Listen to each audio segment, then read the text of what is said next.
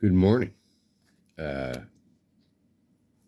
Vikarsh of coronasounds.books, and I've been making more videos than usual lately because things just keep happening. And this is a book haul, I think, what some people call it. And apparently people really like to see book hauls. Unboxings, I remember, was Noah um, of Atlanta who first hit me with that unboxing notion. I don't get a lot of boxes. I send boxes, and I didn't actually get boxes. This time I got a suitcase, the worst suitcase in the world. I took it to Prague, stuffed with our books, and I left it behind. And, well, as things you try to get rid of often do, um, which makes you wonder. This makes you wonder what is alive and what isn't, what has a brain and what doesn't. Um, I can trace what happened with this suitcase to you know the cause and effect of human thought and intent. This last week, Louis Armand and David Vichnar, who organized the Prague Micro Festival, um, visited here, and they brought the suitcase. It's over there, but I was going to lift it to show you, but it's got a bad wheel.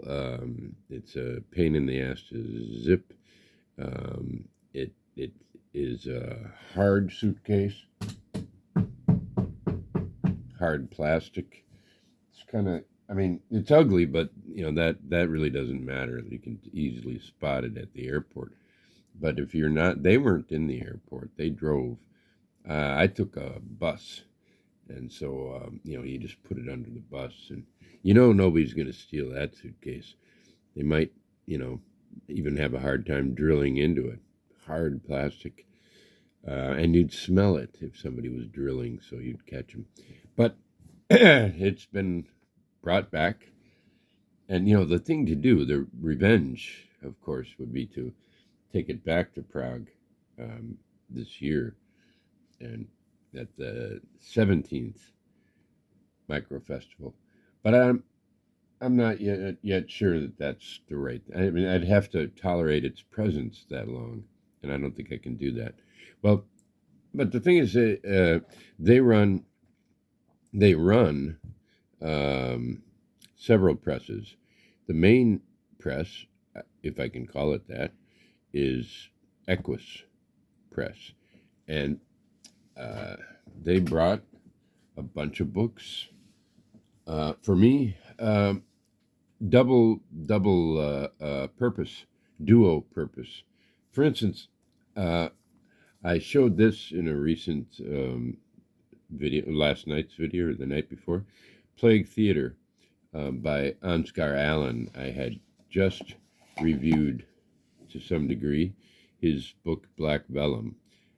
This is a writer that, once someone picks one up and reads it and reviews it, it's going, well, he's gaining a reputation already. I don't know already. I don't know. Maybe he's in his 80s. He doesn't look it.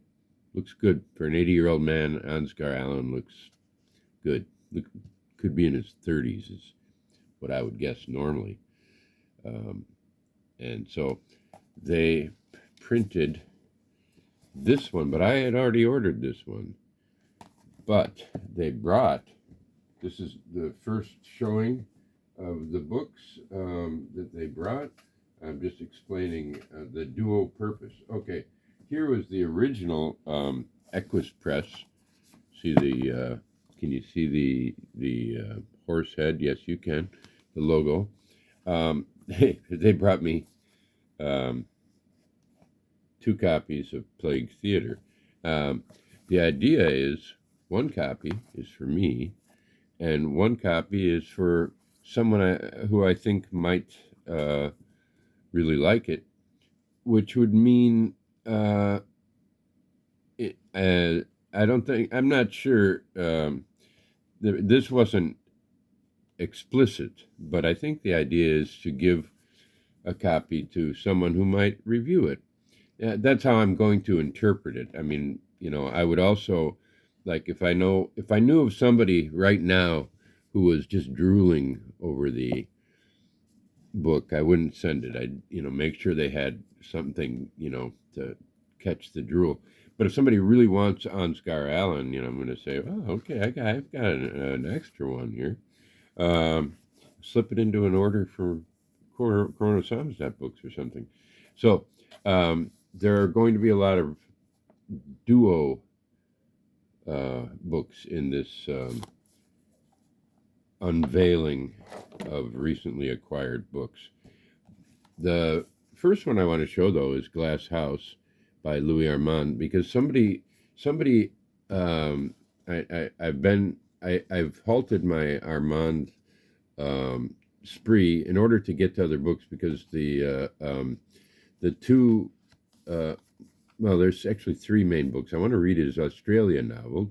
Louis Armand is originally from Australia, so I thought that would be an interesting book. It wasn't the first thing he wrote when he came to Europe. His first publications were books of poetry, and that's one thing with interesting stories involved, but I mean, not in the books, but about the publication and so on. Anyway, what I want to get to is that somebody said to me, well, you in some way that made me think, what? I haven't seen Glass House. I don't know where it's been. It's been hiding. But when Mr. Dr. Vicnar gave me this book, he said, yeah, we found a copy of it. I think it was published as recently as 2018. That was the original, yeah, 2018, and it has signature Armand collage, though not in the same vein as the big ones, in that it's not as colorful. It's a black and white book, and it seems to be some kind of, it actually says acid noir, as Breakfast at Midnight was, which turned out to be a terrific book. And as you're reading it, you're thinking, what is this, acid noir? But then it does actually live up to that in a different way from what you might think. And so, great one for me. Put that in the Armand and Prague section, and put this back in the soon-to-be-read section.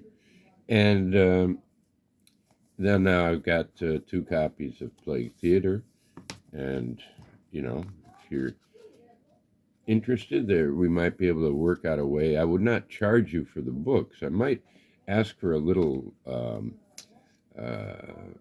postal money on occasion. The easiest thing is just order some books from me, and I slip it in free.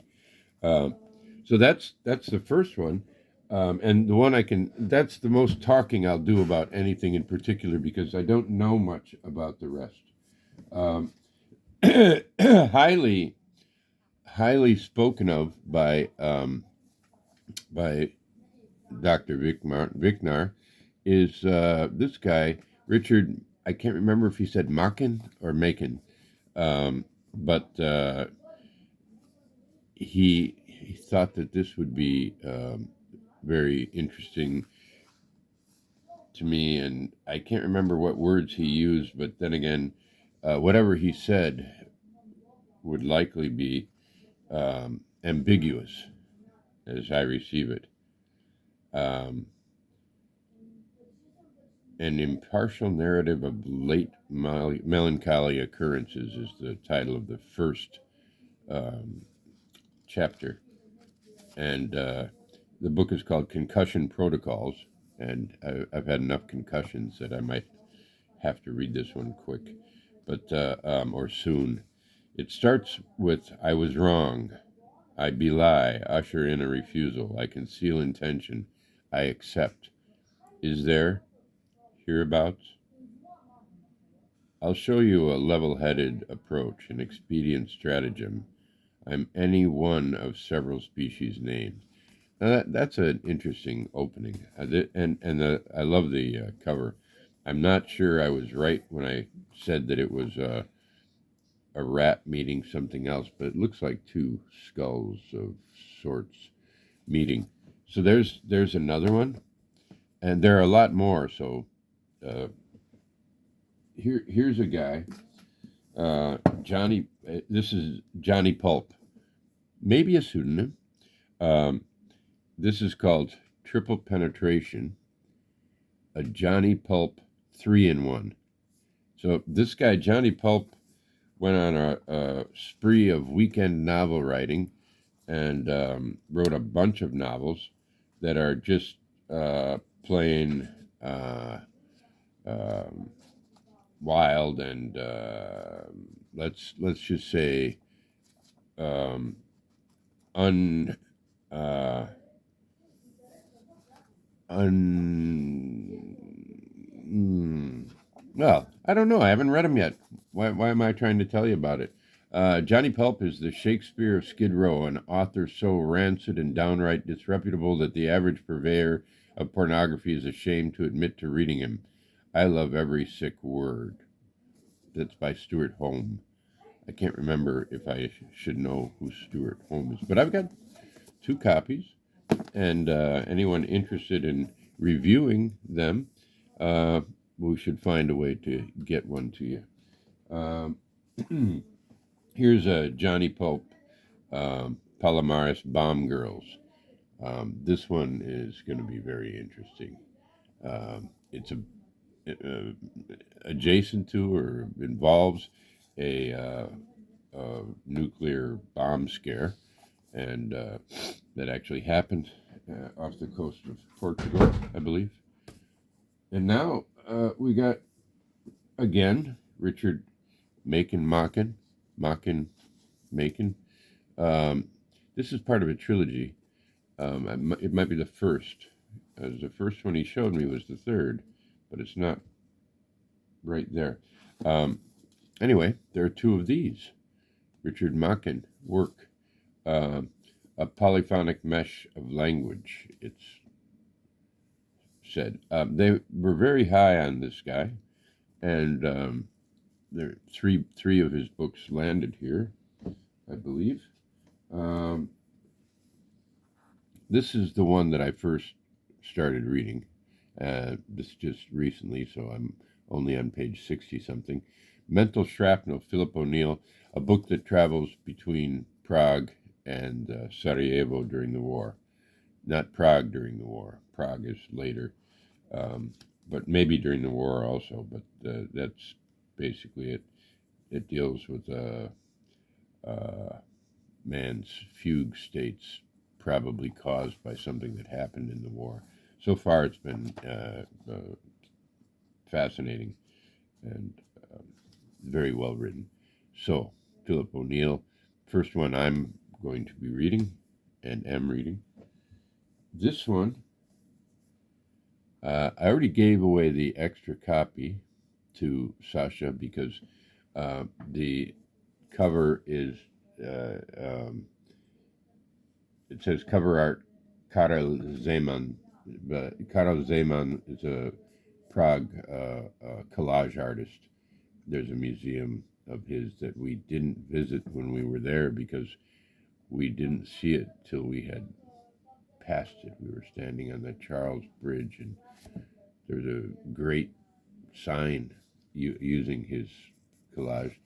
And, well, we saw that sign, and we had just been down there, and we had a bit of a deadline. So, this is a book of short stories by Holly Tavel. And I won't read the back of every book because then it's going to take that much longer. This is the first Richard Makin book, I think the third in the trilogy, but the first one that was described to me. And Yeah. Okay. Uh, the writing is that it is. This is prose you must learn to experience before you begin to interpret. The pages in their beautiful and delirious abstraction are ordered poetry. Um, sounds great, and as they spoke of him, sounded great. And um, this one still has wrapping. I don't wrap my books. I don't know.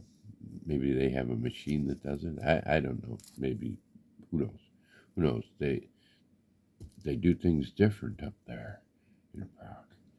So then I recently reviewed Canicule by Louis Armand, and they brought one shrink wrapped and one more, and but I already have my own. So um, anybody interested in doing their own review, uh, we've got Conicules. Sounds like something that might you'd have on your foot, that you need a little medication to take care of. They brought 3 books by Thor Garcia. I think one of them is near my bed, so I won't go get that in the middle of this. This is already going long. But Tund by Thor Garcia. Um, he's a satirical writer, it sounds like. Wild stuff. Um, let's get to the. Okay. Harold Jaffe is a name we all know, although do we all know as little as I know? Well, here's Performances, The End of Time. Don't know much about it or anything, actually. This is, what is this? Infinity in Bits, Michael J.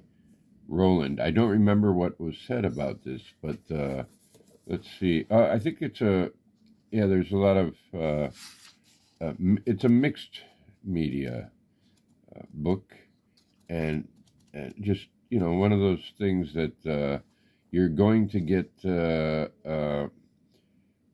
from Prague before elsewhere. Um, there's a little pushing and performances, The End of Time, 2 of them. Good. So there's another one that can be sent. I already have 2 of these, and the first Dada novel. Anybody interested in reviewing it? These, a lot of these, remember, you purchase something from me, you're going to get a free book a lot of the time. And if you say, hey, how about that? I'd really wouldn't mind. 404 Error. What was Memoir of a Nobody. This is written by 2 people, as one of the books we have coming up is. And again, a lot of textual play, and there, they are. If I can't say anything much about an individual book, I can say that, they're obviously highly regarded by these 2 people who, I guess David Vicnar is the head of his press, or Equis Press. They publish, he said, 3 to 4 books a year, and we don't have an established pattern. We were running around at a rate of about 20 a year, and then hard times hit last year, and we didn't publish as many. This year, I'm trying to, with the microline and other tactics, trying to sell more books and print more books. Print more books, even if we don't sell more books. But we'll see how it goes. So far, so good. We've had a good start to the year. We'll see how this week goes. Desert Tiles, Mike Corral. And when he gave me this book, he said, you might He said it sounded like I should know him, but there's more textual hijinks in this one, um, and I have two of them. So you know, just contact me and say, I'd sure like to review that or read that and review Desert Tiles. Um, Here's one by Ken Nash, stories by Ken Nash. All I can say is it's published by um, Equis Press, so it's unlikely to be a bad book. What is a bad book? Only Fools Die of Heartbreak. This is the second novel, I think, by Thor Garcia. What was the first one? Are they going to tell me here? It's across the room. Oh, The News Clown. Yeah, The News Clown. Um, Tund is a story collection. That's published by Literaria Pragenzia.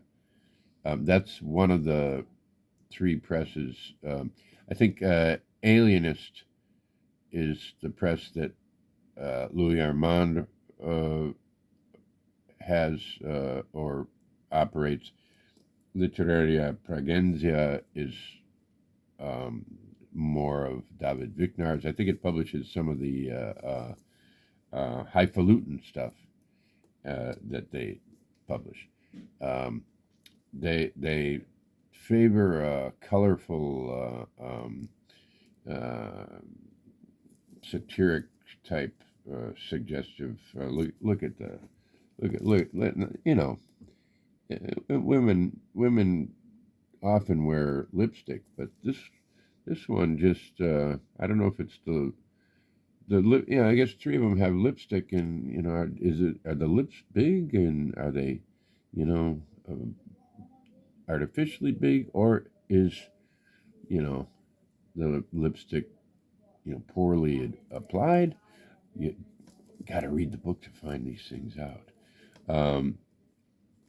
Anyway, only one copy of the Thor Garcia books. This Stewart Parker television plays. Now this is very interesting to me for a couple of reasons. One, we have The Lift, which is a radio play by Dmitri Kral. We just brought that out in the Microline. Um, but these are also, I think there it says television plays, but the author is a theater. Um, I don't think just critic. She just write a theater uh, uh, professor of literature studying in theater, Claire Wallace. And what's interesting to me, this is Literaria Pragenzia again. Um, oh, Irish. That's what it was. Yeah, this is. I think Claire Wallace is Irish, and Stewart Parker was born in Belfast in '41. A member of a group of young writers, which included Seamus Heaney and Bernard Leverty. In the early '60s, he went on to work as a freelance writer, contributing a column on pop music to the Irish Times, and then he wrote stage plays. And well, anyway, what intrigues me about this is that it's a fat book, it's a heavy book, and it's got almost 600 pages. Um, so, yeah, it's 578 pages. It's about the size of American The Cult of the Cactus Boots. And you often get plays like The Lift is, a short play. I don't know how many pages, but in this form, we have, let's see. Yeah, it's even, it's 60 pages. Um, and the pagination is somewhat important because their pages are referred to within the work. Um, it's a little plug for our little lift. But this is a collection, and I don't really know if I've ever seen a collection of, I won't just say television plays, but just plays intended for, maybe they've all been performed, I'm not sure, but or shown, or performed and shown, but it's hefty, it's huge, and it makes you think there must be something to this guy. It's an expensive thing to do for a small press, and so I think this might make for some really great reading. So anyway, that's not it. Now we get to the big books.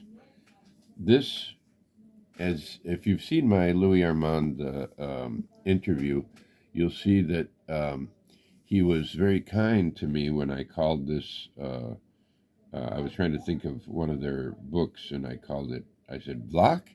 No, Block is a magazine. And he said it twice. I mean, so he wants it known. This is a magazine. And I don't know how many they bring out per year. I was trying to find that yesterday, and I just got caught up in the visuals. There's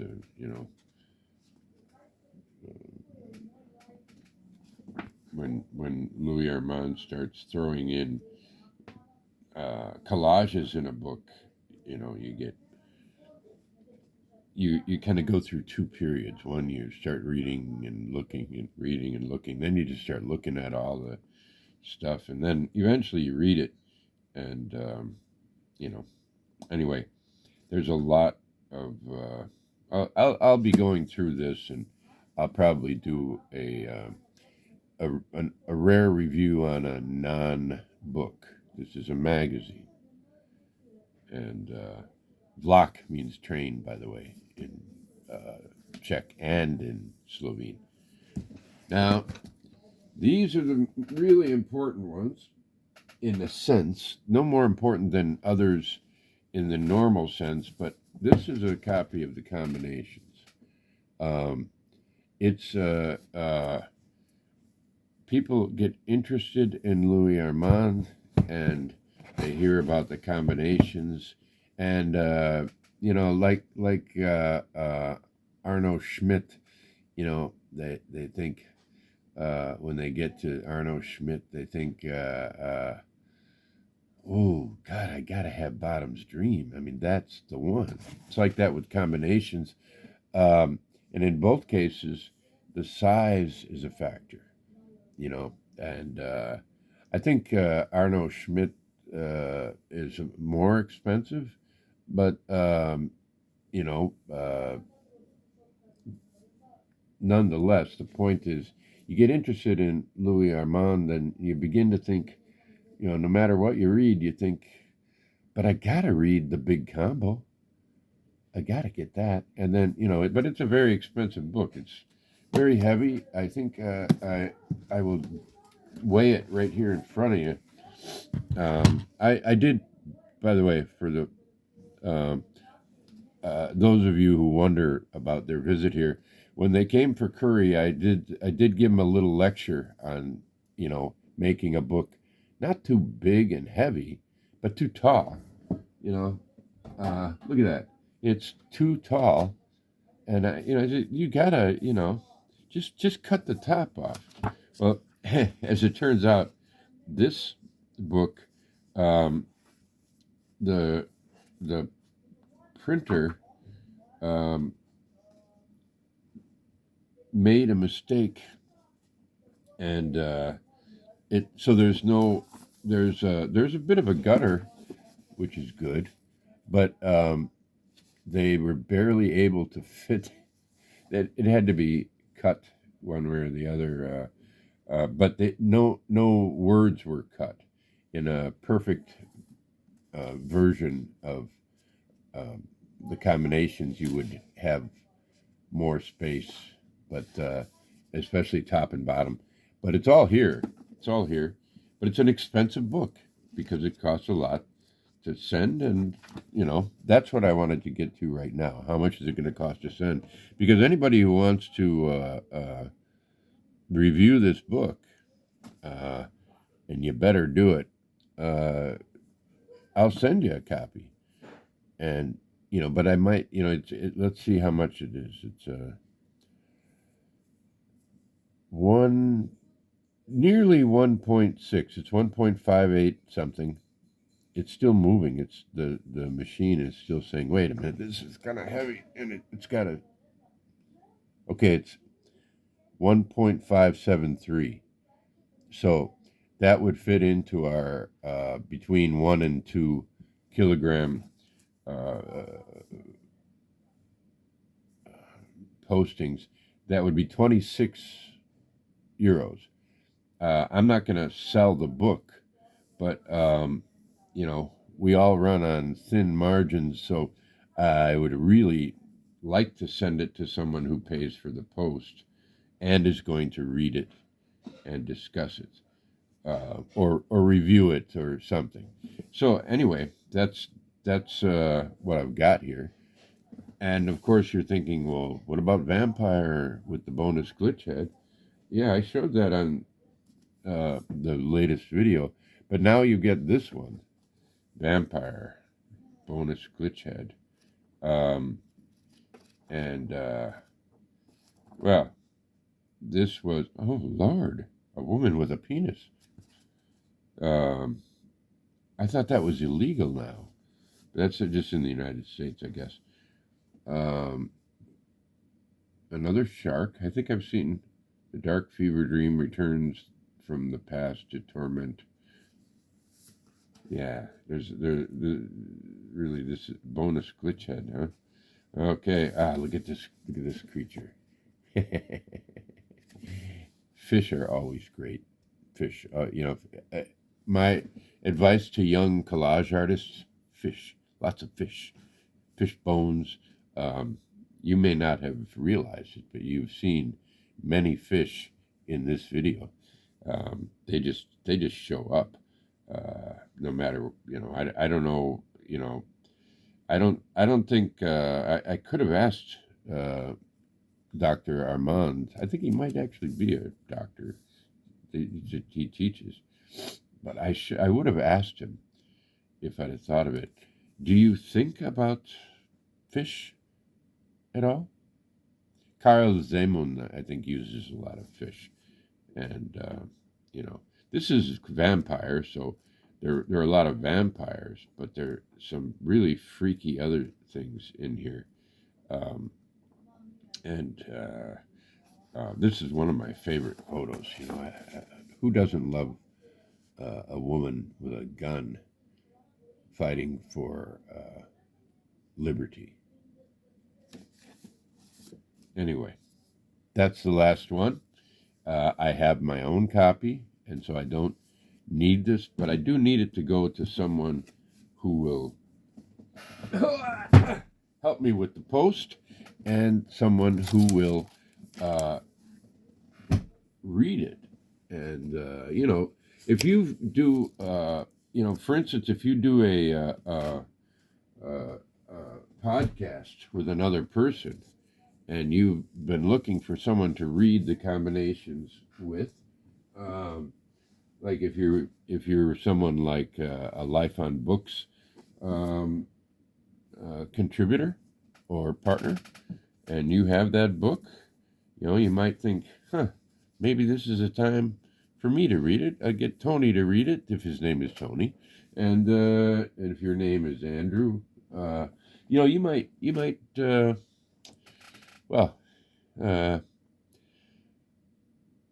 you might think, this is the time, this is the way.